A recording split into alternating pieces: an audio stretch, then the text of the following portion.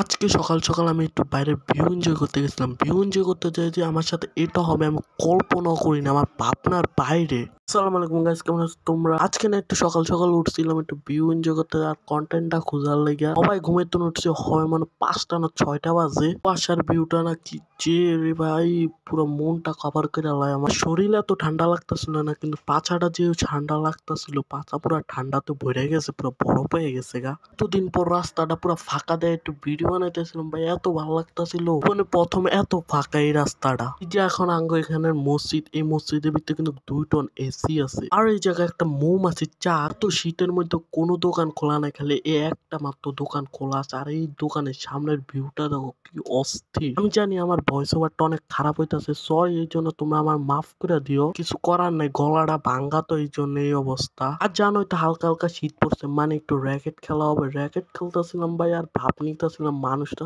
সাইডে তাকায় রইছে। আমি ওরা দুরা ভাব নিতেছিলাম, কি লাগে আমি ভাবের লেগে জন্মাই। আজকে শীতের ব্লগটা একটু করে রাখি, এখন আমি কম্বলের নিচে ঢুকে যাব।